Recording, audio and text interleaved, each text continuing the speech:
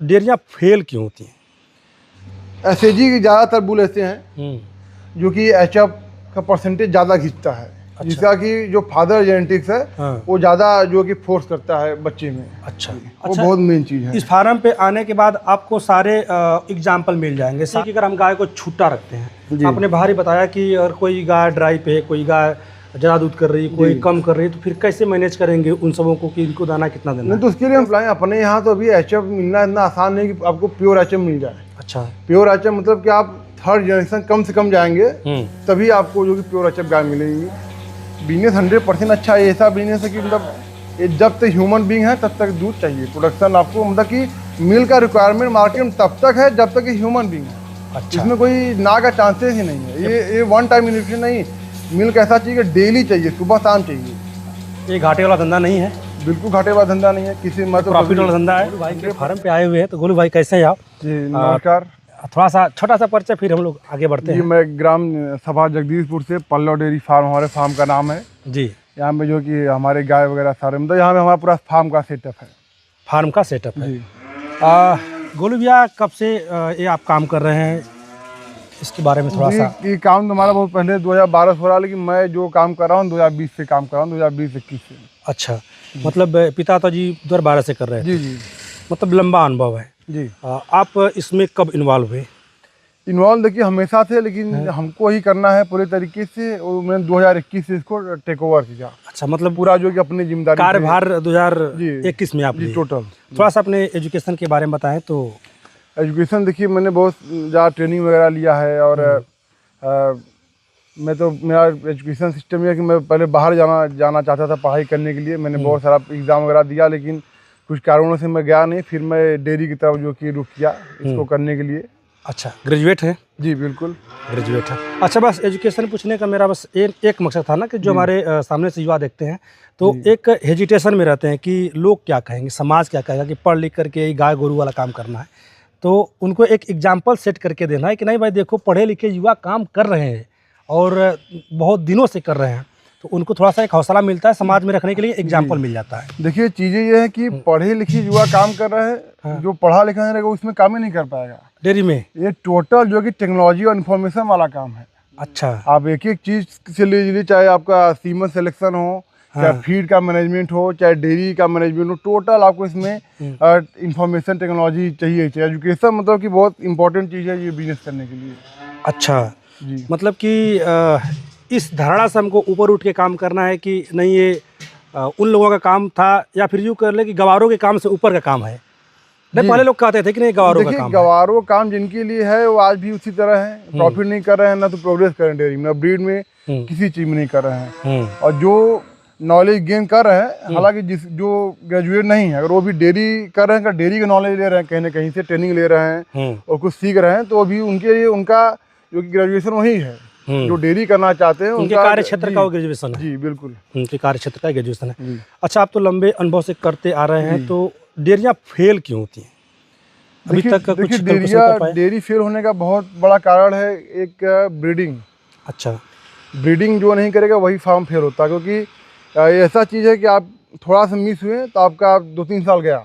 अच्छा, अगर एक गलत ब्रीड की सीमन की बछड़ी आ गई जिसका कोई रिकॉर्ड नहीं, जो अच्छी सीमन की ना हो, या मतलब जो आगे ना बढ़ा पाए फार्म को, तो आपको पीछे ही ले जाएगा, तो उससे आप आगे बढ़ ही नहीं पाएंगे। अच्छा। तो मेन चीज़ ये है। उसके बाद कोई भी पैरामीटर आप ले लें, लेकिन मेन चीज़ आपका ब्रीडिंग है, सीमन सिलेक्शन मेन चीज़ है, क्योंकि ब्रीड रहेगा आप फीड कभी भी इम्प्रूव कर सकते हैं, आप शेयर बनवा सकते हैं, सारा चीज़ आप बाद में कर सकते हैं, लेकिन जो मेन चीज़ है वो ब्रीड है, जो उसको बेस है। जी बेस है, प्रायोरिटी बेस पे आदमी कोई चीज़ इम्प्रूव करना चाहे तो सिर्फ और सिर्फ ब्रीड, सीमन मतलब कि ब्रीड पे हमें काम करना ही करना है। जी, सफल होना है तो बस एक ही मंत्र है कि हमको ब्रीड पे काम करना है। अच्छा, मेन प्रायोरिटी ब्रीड है। उसके बाद आपको अच्छा फीड हो जाए और अच्छा मैनेजमेंट हो जाए, ये सब चीज़ें तो हैं। मतलब जी ब्रीड के बाद की चीज़, ये सब ब्रीड के बाद की चीज़ें। थोड़ा सा हम लोग फार्म के अंदर चलते हैं, तो थोड़ा फार्म को भी हम लोग देखेंगे। अच्छा, यहाँ पे आने के बाद पूरा प्रॉपर देखिए, जनरेटर भी रखे हैं, ये भी कंपलसरी है? जी, तो हमारे पास बहुत स्टार्टिंग से, जब से मतलब फार्म है, 2-3 जनरेटर ही है। अच्छा जी, जनरेटर जरूरी है एकदम इसको पूरी तरह से। आप भाई अगर इसमें सही कुछ करना चाहते हैं तो आपको आना पड़ेगा कमर्शियल तौर जी, पे, बिल्कुल आना कमर्शियल पड़ेगा। तरीके से, हल्के में इसको मत लीजिए। जी। मैं देख रहा हूँ कि आपकी गेट का जो सिस्टम है स्लाइडिंग वाला है। स्लाइडिंग वाला रखने का क्या रीजन था? यही रीजन है, गाड़ी वगैरह सब अच्छे अंदर आ जाए, और ओपन करने वाला रहेगा तो हम ओपन करेंगे, इधर हमारा जगह लेगा, इधर भी जगह लेगा। तो यहाँ पे थोड़ा सा कंजेस्टेड है, तो स्लाइडिंग गेट जगह को पूरा बचाते हुए। चलिए, बहुत ही शानदार। अच्छा, हम देख रहे हैं गोलू भैया कि ये जो आपका स्ट्रक्चर है, ये वाला जो सेट है, जी। पहले ये वाला बना था, जी फिर उसके बाद ये वाला बना। तो आपके पास दो तरीके के सेट हैं। ये वाला जो सेट है, थोड़ा इसके मापदंड के बारे में बताइए कि अगर कोई बनवाना चाहता है तो सेट कैसे बनवाए, क्योंकि सीखना चाहते हैं लोग, वीडियो देख करके ही सीखना देखिए, चाहते जो हैं। ये सेट है ये पहले 2012 बना था, उस हिसाब से गाय हमारे पास छोटी थी, तो इसको पहले बनवाए थे। और इसका जो हाइट है अंदर बीच में 12 फीट है और इधर 10 फीट है, ये इसका है। अगर आप कोई बनवाए तो हाइट के बारे में क्या रखें? हाइट के बारे में देखिए, ये आदमी के ऊपर है कितना उसके पास कितना इन्वेस्टमेंट करना चाहता है, वैसे हाइट तो हमेशा आप ज़्यादा लीजिए। अब तो ये तो बहुत बेसिक हाइट है। अच्छा, मिनिमम इतना रखें, कम से कम क्या मतलब? कम से कम अच्छे, अगर आपको एचएफ ब्रीड का गाय रखना है, कम से कम आप 15 फीट रखें, कम से कम 15 फीट। जी, 15 से प्लस कर ले, जी 15 प्लस करें, उससे कम ना करें, उससे कम ना करें। अच्छा, और फिर उसके- वेंटिलेशन का आप जो कि पूरा ध्यान दें नए अच्छा, सेट में। उसमें दिशा भी देखते हैं? जी, दिशा बिल्कुल देखते हैं। आपका शेड ऐसा हो कि ओपन वाला हो, आपका ईस्ट वेस्ट में हो, और सीधे सीधे ना हो, ताकि सनराइज ना पड़े सुबह सुबह, ज़्यादा ना पड़े गर्मियों के दिन में। तो बहुत सारी चीज़ें हैं देखने के लिए। मतलब कोशिश करें कि 15 फीट हाइट ले लें और 1-2 फीट ढाल ले सकते हैं। जी सेट बनवाते इसमें पूरा पश्चिम अगर हो तो ज़्यादा बेटर है। जी, ज़्यादा बेटर है। ज़्यादा बेटर है। फिर उसके बाद आ जाती है खुरली बनाना, जो कि बहुत बड़ा मतलब बहुत महत्वपूर्ण विषय है। अगर आप सही तरीके से खुरली नहीं बनवाते हैं तो आपका मैन पावर और समय दोनों ज़्यादा लगता है। तो खुरली किस तरीके से बनवाएं? ये सब देखिए, जो नाथ थे बहुत पुराने पहले के टाइम के थे, अलग अलग गाय को फीड करने का सिस्टम। इसके पीछे इंटेंशन ये था, जो लोग बताते थे कि इसका मिल्क प्रोडक्शन कम, उसका ज़्यादा है, या वो 7 महीने प्रेग्नेंट है, वो 9 महीने के, तो उसके हिसाब से इनका फीडिंग करने सेपरेट भोजन करवा सकते हैं। जी हाँ। लेकिन अब क्या सिस्टम हो गया है कि जैसे मैं करवा रहा हूँ, आने वाले समय में और इसको करवाऊंगा कि एक रेंज की गाय हमारा एक एरिया में रहेगी। अच्छा, जैसे कि सारे जो इसमें हिफर है 4 महीने से लेकर 11 महीने तक हैं। अच्छा, हम देख रहे हैं कि किसी के गर्दन में पघा नहीं लगा है, पट्टा नहीं लगा, इसके पीछे का कोई साइंटिफिक रीजन है? ये साइंटिफिक रीजन है कि एचएफ ब्रीड की बछड़ी है और स्ट्रेस नहीं रहेंगी, और पघा बांधने छोड़ने का इसमें प्रॉब्लम नहीं रहेगा, ये आपका समय बचाएगा। अच्छा, खुला में रखने का? जी, और आगे हमारा प्लान ऐसे है कि सारे गायों को टोटल फार्म में हमारा एक भी गाय ना बांधने का, मतलब यही हमारा लक्ष्य, यही प्लान है। अच्छा, कोई भी गाय बांधना ना पड़े। ये ब्रीड का कमाल है। ये जो आपकी ब्रीड है, ये बच्चे सभी घर के हैं? जी सारे घर के हैं, और ये लगभग 2nd जनरेशन की हैं। 2nd जनरेशन की। जो मिनिमम दूध करने वाली होगी बच्चियाँ, वो कितना करेगी इसमें से? और मिनिमम देखिए, इसमें बहुत सारी, इसमें लगभग सारे का मतलब रिकॉर्ड 25 प्लस है, किसी 2-3 का 30 भी है। तो मिनिमम कम से कम किसी भी हालत में 35, 32, 30 प्लस तो करना ही चाहिए। उतना तो इन लोगों का कैपेसिटी जो भी है। और इतना श्योरिटी के साथ, इतना अनुभव के साथ, इतना विश्वास के साथ आप तभी बता सकते हैं जब आप उस पर काम किए हो ब्रीडिंग क्षेत्र पे। जी, उसके साथ साथ देखिए रिकॉर्ड भी होना बहुत जरूरी है। रिकॉर्ड अगर आप आएंगे। जी, अगर आप ब्रीड में आगे बढ़े हैं तो आपके जो कि गायों का आपके पास रिकॉर्ड होना चाहिए। अच्छा, वो बहुत मेन चीज़ है। इस फार्म पे आने के बाद आपको सारे एग्जाम्पल मिल जाएंगे, सारे वो तरीके मिल जाएंगे, पहले किस तरीके से लोग खिलाते थे या फिर किस तरीके के स्ट्रक्चर बनवाए हैं लोग, सब कुछ मिलेगा यहाँ पे। देखिए, ये जो नाद वाला सिस्टम है, हम देख पा रहे हैं, ये जो आपका नाद वाला सिस्टम है, थोड़ा सा इसके बारे में बताइए, और इसका प्लस पॉइंट क्या है, माइनस पॉइंट क्या है, थोड़ा इसके बारे में बताइए। इसमें बड़ा चलन में ये वाला जो सेटअप है ट्रेंडिंग में चल रहा है। नहीं, ये तो हमारा 2017 में बना था। 17 में बना लिए थे इसको? जी, ये तो 2017 का ही है। काफ़ी आगे थे तब तो, इसका मतलब। जी, तो इसमें कोई प्रॉब्लम नहीं, इसमें कोई प्रॉब्लम नहीं है। अभी आगे इसमें भी अगर हम वो सिस्टम करा देंगे ना, लोहे वाला 1-1 फुट पे जो हम किए हैं, ताकि उसको हम घेरवा के हमारी गाय टोटल छुट्टी रहे, ये इसमें कराना है। अच्छा जी, तब साइड से एंगल लगवाए ताकि अपना पैर और इसमें ना डाल पाए, जी, बार बार से फीडिंग कर लें। अच्छा, इसमें एक समस्या होती है कि अगर हम गाय को छूटा रखते हैं, आपने बाहर ही बताया कि अगर कोई गाय ड्राई पे है, कोई गाय ज़्यादा दूध कर रही है, कोई कम कर रही है, तो फिर कैसे मैनेज करेंगे उन सबों को कि इनको दाना कितना देना? नहीं, तो उसके लिए हम सेक्शन बनाएंगे। जैसे इसमें है 4 मंथ से लेके 11 मंथ तक ही पर रहेंगे। 11 मंथ के बाद इधर आ जाएंगी, प्रेग्नेंट का उधर बनाएंगे। तो उसके लिए सबका अलग अलग जो कि एरिया के हिसाब से बनाएंगे ना। अच्छा जी। तो फिर उसमें भी होगा कि कोई इसमें से ज़्यादा खा ले, कोई कम खाए, कोई किसी को खाने ही ना दे? नहीं, देखिए अभी उसमें हम 1 टाइम फीडिंग करते हैं। अच्छा। तो 1 टाइम फीडिंग करेंगे तो गाय अपने हिसाब से खाएगी। 1 टाइम फीडिंग मतलब कि अब सारा जो कि दिन का अभी दिन में नहीं छूटती है, तो मैंने सुबह में जो इन लोगों को 6 बजे डाला था, उन लोगों का 24 घंटे का फीड उसमें डाल दिया था। अच्छा जी, 24 घंटे का फीड डालेंगे, धीरे धीरे हैबिट हो जाता है, उतना नहीं खा पाएंगे, मतलब जिसको जितना चाहिए उतना खा लेंगे। और थोड़ा सा फीड बच जाना चाहिए। जी, थोड़ा सा फीड बच जाना चाहिए। हम लोग थोड़ा सा अगर इधर आते हैं तो इसके लंबाई, चौड़ाई, ऊंचाई के बारे में बताइए। और इतना लंबा अनुभव है इसके बारे में, तो इसमें और क्या सुधार करके बनवाया जा सकता है? देखिए जैसे मेरा उधर से जो फर्श से है वो 1.5 फीट है, तो हमको अगर ये 2 रहता तो सही रहता। अच्छा, 2 फीट जो कि होना चाहिए। फर्श से 2 फीट? जी, फर्श से 2 फीट होना चाहिए। हाँ। जो इसका गहराई है ये थोड़ा ज़्यादा है। अच्छा, अगर ये थोड़ा 5 इंची 4 इंची कम रहता फिर भी चलता। कितना गहराई रहे तो सही रहेगा? गहराई अगर है आपका 8-9 फीट 9 इंची है तो पर्याप्त है, बहुत ज़्यादा नहीं, क्योंकि हमको इसकी फीड कंसनट्रेट फीड बहुत कम देना होता है। अच्छा। सूखा चारा हम टोटल जो है कि पीछे ही देते हैं। अच्छा। तो हमारे लिए अगर 8-9 इंची गहराई है तो पर्याप्त है हमारे गायों के लिए। चौड़ाई में क्या? चौड़ाई में इसका अभी 1.5 फुट है, जो कि ठीक है। चौड़ाई 1.5 फीट? जी। अच्छा, उधर वाली दीवार से इधर वाली दीवार उस अच्छा हाँ, नहीं अंदर से ये 1.5 फुट है। नहीं, मतलब ये उधर वाली 2 फीट कर लेते हैं जी। इधर हाँ, वाली को भी 2 फीट या फिर इससे कुछ ज़्यादा? नहीं, 2 फीट ज़्यादा हो जाएगा, क्योंकि ये करिए आपका ये 5 इंची हो गया, 5 इंची ये हो गया। मतलब सामने वाली से, और मतलब उधर वाली से सामने वाली को थोड़ा सा ज़्यादा रखें। जी जी। ताकि फीडिंग करते समय पशु बाहर ना चारा कर लें। अच्छा, इसके बाद हम लोग आते हैं ब्रीड पे। जब व्यक्ति शुरुआती फेज में हो तो कौन सी ब्रीड का चुनाव करें, कौन सी नस्ल पे जाए? देखिए आप इसके इस ब्रीड का देखिए मार्केटिंग पर बहुत कुछ निर्भर करता है। अगर आपके पास अच्छा मार्केट है तो आप देसी गायों का भी चयन कर सकते हैं, ताकि आप देसी गाय का भी अच्छा प्रोडक्शन कर सकें। अगर आपके पास रेट है तो, अगर आपका खुद का मार्केटिंग बनाया हुआ है तब आप देसी गायों पर काम करिए, अन्यथा आप एचएफ गायों पे ही काम करिए। एचएफ पे? जी। अगर जनरली क्या है कि आजकल हर जगह कॉर्पोरेटिव कंपनियां आ गई हैं, कलेक्शन सेंटर हो गए हैं, तो हम उसको मद्देनज़र रखते हुए अगर डेयरी खोलना चाहते हैं, शुरू करना चाहते हैं, तो किधर जाएं, कौन सी नस्ल पे जाएं? देखिए कुछ क्रॉस ब्रीड, कुछ प्योर एचएफ। अच्छा, क्रॉस ब्रीड इसलिए कि आपके दूध का क्वालिटी मेंटेन करे। हालांकि ये बात तो है नहीं, जो नए नए बहुत सारे ऐसे बुल हैं जिसमें कि 4+ फैट आ रही है, A2 मिल्क भी आ रहा है एचएफ गाँव में। तो ये सब समस्याएं धीरे धीरे जब आप ब्रीडिंग के साथ आगे बढ़ेंगे तो ये सब समस्याएं आपकी हट जाएगी कि हमको मतलब फैट के लिए हमको देसी गाय रखना है, क्रॉस ब्रीड। तो ये सब समस्याएं आपकी जैसे जैसे आप ब्रीडिंग में आगे बढ़ेंगे, सीमन में सुधार करेंगे, ये सब समस्याएं आपकी खत्म हो जाएगी।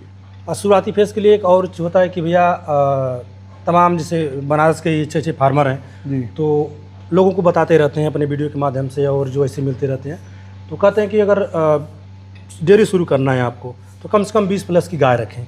तो आपका क्या विचार है इस पर? बिल्कुल सही है, डेयरी शुरू करना है 20+ का गाय रखें, अच्छे कद काठी का, अच्छे बॉडी वेट का गाय रखें। अच्छा, जिससे कि आप अच्छा सीमन यूज करें।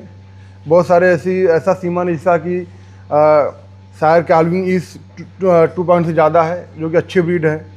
तो आपको उस हिसाब से गाय भी का सिलेक्शन करना पड़ेगा जिससे बच्चे आसानी से मिल जाएं। हम अपने ऊपर एक एग्जांपल लेते हैं कि हमें डेयरी फार्म शुरू करना है जी, और मेरे पास सिर्फ बहुत ज़्यादा पैसा नहीं है, 5 गायों का मुझे फार्म शुरू करना है। तो शुरुआती दौर में गाय कैसे लाएं? मतलब कुछ 2-1 क्रॉस कर लें, क्रॉस ब्रीड ला लें, और 2 या फिर 3 उसमें से एचएफ ला लें। देखिए आप क्रॉस ब्रीड लाएं, एचएफ लाएं, अपने यहाँ तो अभी एचएफ मिलना इतना आसान नहीं कि आपको प्योर एचएफ मिल जाए। अच्छा, प्योर एचएफ मतलब कि आप 3rd जनरेशन कम से कम जाएंगे तभी आपको जो कि प्योर एचएफ गाय मिलेगी। तो यहाँ पे बात यह है कि आप 20+ पे गाय पे ध्यान दें। अच्छा, ब्रीड पे कम फोकस करके जी, हम फोकस कर लें कि मिल्क रिकॉर्ड की तरफ जाएं? मिल्क रिकॉर्ड की तरफ जाएं। आप 20+ गाय लाएं, उसमें ऐसे बुल का सीमन डलाएं जिसमें कि बुल का परसेंटेज बहुत ज़्यादा है। अच्छा। बहुत सारे ऐसे सीमन हमको एग्जांपल के तौर पे दिखाऊंगा। ऐसे एक बुल है 40-432 मिडनाइट बुल है। इसमें क्या है कि ज़्यादातर बच्चे फादर को पढ़ते हैं। अच्छा, बहुत ज़्यादा परसेंटेज में। ऐसा भी है कि मैं एक साहिवाल गाय पे मैं AI कराया हूँ और बच्चा एचएफ पे आया है। अच्छा, एचएफ आया है। अभी आप लाइव एग्जांपल देख सकते हैं, 40-116 बुल का बाहर जो गाय है, गाय बहुत क्रॉस ब्रीड में है। हाँ। वो 20-22 लीटर तक गाय निकाल लेगी दूध, लेकिन उसका बच्चा देखिए बहुत अच्छे एचएफ परसेंटेज में है। तो बुल का सिलेक्शन ऐसे करिए जिसमें कि आपको 1st जनरेशन में ही एचएफ का परसेंटेज ज़्यादा मिले। अगर सरसरी निगाहों में अगर बताना चाहे तो 2-4 सीमन जो बता सकते हो? एसएजी की ज़्यादातर बुल ऐसे हैं जो कि एचएफ का परसेंटेज ज़्यादा खींचता है। जिसका कि जो फादर जेनेटिक्स है हाँ। वो ज़्यादा जो कि फोर्स करता है बच्चे में। अच्छा, मतलब कि फादर साइड बच्चों ज़्यादा पढ़ते हैं। बहुत ज़्यादा पड़ता है। अब अच्छा, मान के चलिए जीन ट्रांसफर करने में हाँ, बहुत अच्छा बहुत अच्छा है। 40-432 है, 40-116 है और सारे 50-0 में एसएजी की जो बुल है ब्रीडिंग स्टार्ट करने की सबसे बेस्ट बुल है एसएजी। इसको आप ध्यान में रख लीजिए। बाद हम लोग इधर आते हैं इस वाले सेक्टर में, तो इधर कौन सी गाय को रखें आप? देखिए उस साइड में सारी हमारी मिल्किंग की गाय हैं जो कि अभी मिल्किंग स्टार्ट हो गया है। अच्छा। और इधर हमारी सारी प्रेग्नेंट गाय, प्रेग्नेंट हीपर से कुछ हीपर उसमें भी प्रेग्नेंट है। अच्छा, इधर मिल्किंग भी हो रहा है, तो हम लोग थोड़ा सा मिल्किंग सिस्टम को भी देखते हैं जी। और इसी टाइम सही टाइम पे हम लोग आए भी हैं। जी जी। तो यहाँ पे थोड़ा सा बता भी देंगे। ये जो आपकी पाइपलाइन है, ये प्रेशर पाइपलाइन है जी। अच्छा, 2 मशीनें हुई जी। क्या बात है, आप दिखा सकते हैं। देखिए यहाँ पे लगाए हुए हैं भैया, और इजीली कोई दिक्कत नहीं होती इनको, कोई दिक्कत नहीं, आराम से मतलब मिल्किंग हो जाती है। जी। बहुत ही शानदार। अच्छा, ये वाला जो सेटअप अगर कोई डेयरी फार्म लगवाना चाहे तो कितना इस पर खर्च आ जाएगा?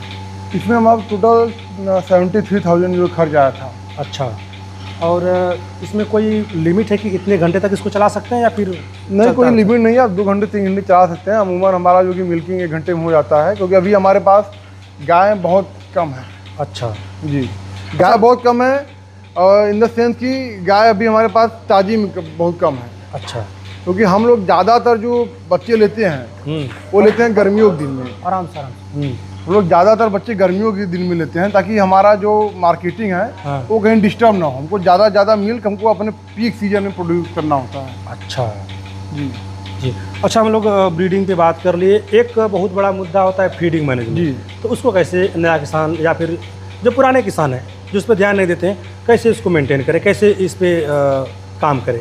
देखिए, फीड एक ऐसा चीज़ है कि बहुत आप देख ताक समझ के बहुत ज़्यादा इन्फॉर्मेशन लेना पड़ेगा, तो किसानों की बस की देखिए है नहीं। आपको मैं सच से बता दूं, तो जो नॉर्मल किसान उनके बस का बात नहीं कि वो प्रॉपर एक डाइट तैयार कर सकें। बहुत सारा चीज़ जैसे DDGS हुआ, मक्का हो गया, DOC हो गया, और प्रोटीन, बाईपास फैट, मिनरल है, बफर है, बहुत सारी चीज़ें हैं। तो उसको सारा चीज़ इकट्ठा करना है। नॉर्मल किसान के पास उतना टाइम नहीं है, ना तो उतना रिसोर्सेज है उसको इकट्ठा कर सकें। तो उसको इसके लिए किसी अच्छी कंपनी का फीड जो कि ला के उसको खिलाएं, और ताकि अब सारा चीज़ आप नहीं मेंटेन कर सकते हैं। जब बहुत बड़ा फार्म हो गया आपका, बहुत सारा आपके पास सोर्सेज, तब आप एक अपना फीड कंपनी डाल सकते हैं छोटा सा, जिससे कि आप गायों को अच्छा फीड बना सकें, बैलेंस डाइट दे सकें। छोटे लेवल पर ना ये पॉसिबल नहीं है। तो कैसे इसको मेंटेन करें आगे? मेंटेन करना, देखिए अभी हम तो कृषि पालक का जो कि यूज कर रहे हैं। अच्छा, अब करीब 8-9 महीने हो गए। रिजल्ट सही है? बिल्कुल सही रिजल्ट है। आप हीपर का ग्रोथ देख ही रहे हैं, क्योंकि उन लोग तो बचपन से ही हीपर को दे रहे हैं, उनका ग्रोथ देख ही रहे। 11 महीने की सब हैं, क्योंकि बॉडी वेट 3.5 कुंटल के आसपास है। अच्छा, होता क्या है कि जो हमारा किसान है डरा रहता है, इसलिए डरा रहता है ना कि कंपनियां जो वादा करती हैं कि हमारी फीड खिलाइए दूध बढ़ जाएगा, या फिर हमारे फीड में सब कुछ है, मगर जो किसान है एक चीज़ से डरे रहते हैं, यूरिया से। क्योंकि कंपनियां बड़ा तरीके से खेल जाती हैं, सलीके से खेल जाती हैं। तो फिर डॉक्टर आता है या ही करने वाला बंदा आता है तो कहता है कि नहीं, आपकी गाय रिपीट करे तो मेरा कोई दोष नहीं, उसमें भाई जो फीड खिला रहे हैं उसका दोष हो सकता है। वो डायरेक्ट ब्लेम नहीं करता है, कहता है कि उसका दोष हो सकता है, इसमें यूरिया हो सकता है, तमाम उसके अंदर बट किंतु लेकिन परंतु वाला प्रश्न डाल के चला जाता है। और अमूमन होता भी है, तकरीबन मैक्सिमम कंपनियाँ कर भी देती हैं ऐसा। और आप भी देखते हैं गाय सूखने लगती हैं, विशेष लेवल टूटने लगता है, गाय रिपीट करने लगती हैं। तो फिर फीड से किसानों का भरोसा उठने लगता है कि यार अपने गौ माता को मैं क्या खिला रहा हूँ। तो उस स्थिति में किसान कैसे अच्छी फीड को पहचाने? देखिए कि फीड को ऐसा चीज़ नहीं है कि आप उसको चेंज नहीं कर सकते हैं, 1 साल तक लगातार खिलाना पड़ेगा। आप फीड BCS वगैरह आपको 1 महीने में मालूम चल जाता है कि गाय का हमारे BCS डाउनवर्ड जा रहा है कि अपवर्ड जा रहा है। या तो आप अब इतना अगर आप डेयरी फार्म कर रहे हैं तो एक टेप आता है 10,000 का 1100 का, आप टेप ले सकते हैं, आप उसको बॉडी वेट चेक कर सकते हैं। देखिए ये सब बहुत बेसिक चीज़ है। वो जमाना आप जो नए फार्मर है जो सीखते हैं डेयरी फार्मिंग को, ऐसा नहीं है कि वो इंतजार करेंगे कि हमारा पूरा BCS ब्रेक हो जाए तब हम फीड चेंज करें। अगर आपको लग रहा है कि नहीं गायों का BCS नहीं सही है तो आप उसको चेंज करिए, दूसरे फीड चाहिए। तो इतना तो जो कि समझदार आदमी को बनना पड़ेगा। और जो फीड आपको रिजल्ट दे रहा है, जिससे हमारे गायों का BCS मेंटेन है, प्रोडक्शन सही है, सारा चीज़ मेंटेन है, उसको सही है, वो सही है। तो हमारे पास गाय हो तो ऑलरेडी वो लैब है, उसमें आप जो है कि आप कोई भी चीज़ टेस्ट कर सकते हैं। जरूर। आपसे बात करके बड़ा अच्छा लगा। युवा है, युवाओं को बड़ा मोटिवेशन मिला होगा। और जब पढ़े लिखे लोग आते हैं तो एक और तरीके से सलीके से इस चीज़ को करते हैं तो एक और सीख मिलती है। और बड़ा अच्छा लगा आज आपसे बात करके। और बड़े दिनों से हम लोग ये थे कि गोलू भाई की वीडियो करेंगे। अच्छा, अपने लोगों की वीडियो नहीं हो पाती है। अपने लोगों की वीडियो होते 6 महीना लग गया कि कर लेंगे। समय हमारे पास बहुत शॉर्टेज था, लेकिन अब जो कि सारा चीज़ हमारा लगभग सब लाइन पे है, तो अब धीरे समय हमारा बचेगा, निकलेगा और किया जाएगा। तमाम बीच बीच में जो अनुभव हो उसको शेयर किया जाएगा आप तक। ट्रेनिंग जरूरी है, बिल्कुल जरूरी है। ट्रेनिंग बहुत इंपॉर्टेंट चीज़ है। बिजनेस अच्छा है, बिजनेस 100% अच्छा है। ऐसा बिजनेस है कि मतलब ये जब तक ह्यूमन बीइंग है तब तक दूध चाहिए। प्रोडक्शन आपको मतलब कि मिल्क का रिक्वायरमेंट मार्केट में तब तक है जब तक ये ह्यूमन बीइंग है। अच्छा, इसमें कोई ना का चांसेस ही नहीं है। ये वन टाइम न्यूट्रिशन नहीं, मिल्क ऐसा चाहिए कि डेली चाहिए, सुबह शाम चाहिए। ये घाटे वाला धंधा नहीं है, बिल्कुल घाटे वाला धंधा नहीं है, किसी मतलब प्रॉफिट वाला धंधा है 100%। चलिए, लगभग सारे सवालों के जवाब आपको मिल गए होंगे। और यहीं पे हम लोग गोलू भाई से विदा लेंगे। और वीडियो आपको अच्छी लगी हो तो चैनल को सब्सक्राइब करिएगा, लाइक करिएगा, शेयर करिएगा। फिर मिलते हैं किसी और वीडियो में। अब तक आप बनाने के लिए बहुत बहुत धन्यवाद।